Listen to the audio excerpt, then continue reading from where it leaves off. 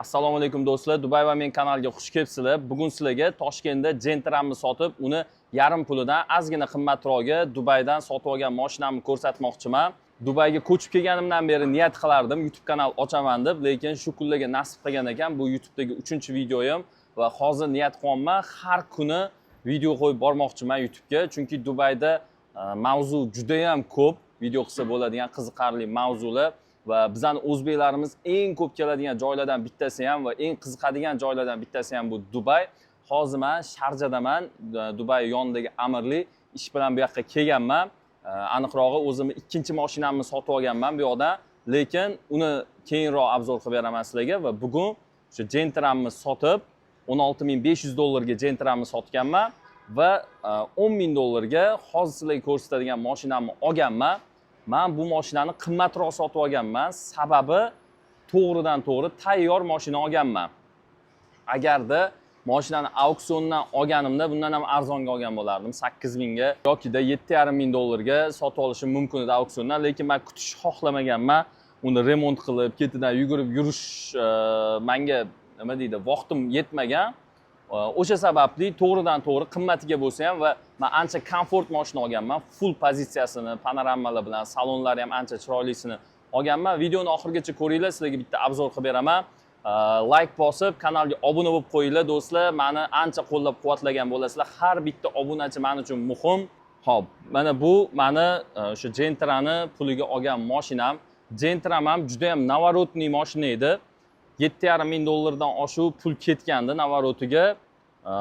Lekin ancha arzoniga sotdim. Srochniy bo'lgani uchun $16,500 ga sotdim va mana shu mashinani sotib oldim. Xo'p, bu Nissan Rogue deyiladi. Ma'lumot o'rnida sizlarga aytaman, Dubayda ikki xil mashinalar bor. Birinchisi amerikanskiy mashinalar, ikkinchisi bo'lsa GCC Cars deydi. Ikkinchi nomi Khaliji Cars deydi. Ya'ni Dubayni o'zi uchun, shu arab davlatlarining o'zi uchun ishlab chiqarilgan mashinalar. Amerikanskiy mashinalar hammasi avariya bilan keladi. Avariya bo'lgan mashinalar bo'ladi. Qaysi biri jiddiyroq, qaysi biri oddiyroq avariya bo'lgan bo'ladi. Lekin Khaliji Cars, ya'ni GCC mashinalar avariya bo'lmagan, shu Dubayga tayyor yengilligida eksport qilingan mashinalar bo'ladi.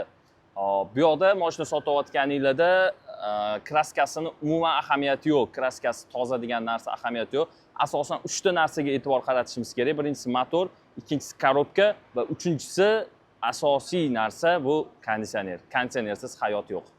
Xo'p, mana o'sha mashinam bu Trekkerdan ozgina katta razmeri, lekin komforti juda ham ko'p. Boshida mana tepasidagi mana shu shoxni men oldirib tashlamoqchi bo'lganman, lekin bu o'zi yaxshi narsa ekan. Ko'pchilik pul berib qo'yar ekan bu shoxni. Tepasini mana ko'rsanglar bo'ladi. Panoramasi bor. Ozgina mashina kir bo'lgan, ahamiyat bermaysizlar. Xo'p, oldidan shopir tarafdan boshlaymiz. Beskulchoy do'stuplari bor. Mashinani hop, qaraydigan bo'lsak, svetini yoqamiz. Ozgina bardakroq, to'g'risi professional video qilmayapman.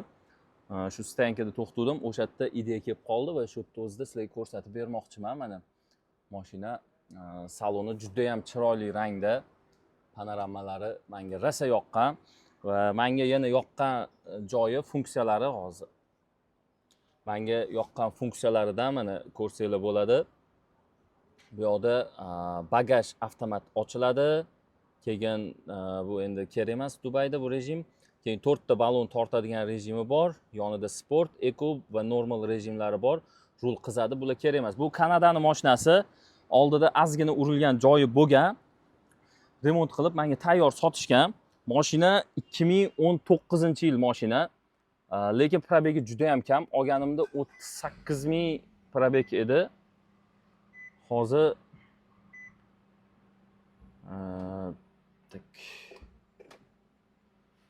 hozir necha ming bo'pti? 59 yo'q. 58,000 probeg bo'pti. Ko'rsanglar bo'ladi. Konditsioner yoqib qo'yamiz. Konditsionerlari hammasi zo'r. Olganimdan keyin ozgina rasxod qildim.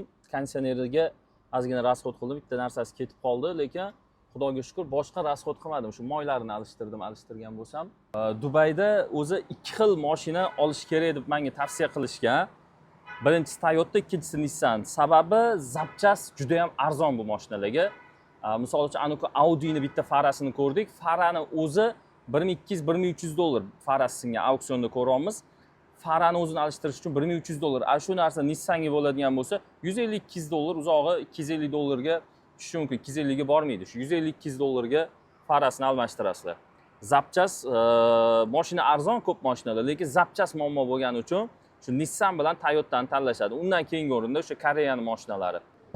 Xo'p, orqa eshikni ochadigan bo'lsak, bu yerda ham chiroyli ko'jalari bor va svet, mana bu yerdagi svetlar har bittasi alohida yonadi.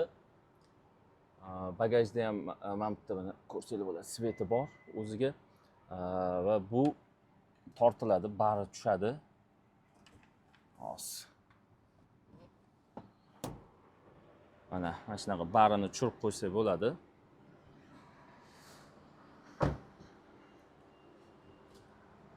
Hop, bagaj avtomat knopkasi bor. Mana bu joyda ikkita knopka bor.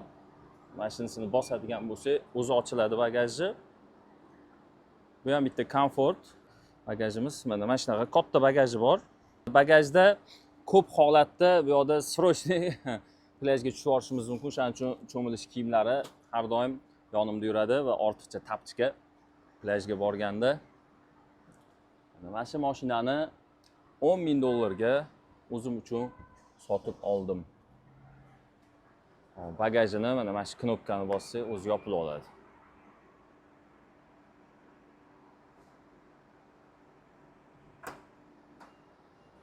Xo'p, do'stlar, endi shu joyda bitta savol tug'iladi menga, juda ham ko'p kelgan savollardan bittasi. Dubaydan o'zbeklar mashina sotib olish uchun nima talab etiladi? Ya'ni to'g'ridan to'g'ri kelgan odam albatta mashina sotib ola olmaydi. Mashina olishdan oldin birinchi o'rinda men 2,5 dollarga ID karta sotib olganman. Dubai ID kartasini. Agarda sizlarda dubayskiy ID kartangiz bo'lmasa, nomingizga mashina ola olmaysizlar. Shu Dubai ID karta olganman. Undan keyin Dubai pravasi. Ko'p davlatlarga bu narsa yopiq, esingizda. Faqatgina o'zbeklarga adashmasam bor. Shundoq pravani olib borib, to'g'ridan to'g'ri Dubai pravasiga alishtirib olsanglar bo'ladi. Narxi 300 dollar. 300 dollarga pravani Dubai pravasi qolganman. Shundan keyin mana shu mashinani olganman. Dubai ID kartasini olganingizdan keyin O'zbekistonning pravasi bilan mashina haydashingiz mumkin emas. Shtraf katta. 13,000 dollar atrofida edi adashmasam shtrafi. Agarda O'zbekiston pravasi bilan mashina haydasanglar. Dubai ID karta oldinglarmi, sirazi Dubai pravasini olishingiz kerak. Boshqa davlatlar imtihon topshiradi, o'qiydi, shunaqa qilib Dubai pravasini olishadi, lekin bizani O'zbekiston fuqarolariga juda ham zo'r bu holat. Shundoq pravani alishtirib olishadi. Qisqasi shunaqa gaplar do'stlar. Video yoqqan bo'lsa like bosinglar, fikringizni yozib qoldiringlar kommentariyada. Keyingi videolarda o'sha qanaqa mavzular sizlarga qiziq bo'lsa, yozib qoldirsanglar, xudo xolisa biz aynan o'sha mavzularga o'rganib video qilishga harakat qilamiz. Kanalga obuna bo'lib qo'yishni esingizdan chiqarmang. Agar meni Instagramimga ham obuna bo'lmagan bo'lsanglar, unga ham obuna bo'lib qo'yinglar. Dubai va men Instagramdagi kanalim ham shunaqa gaplar. Sog' bo'linglar, salomat bo'linglar. Rahmat kattakon videoni oxirigacha ko'rganingiz uchun.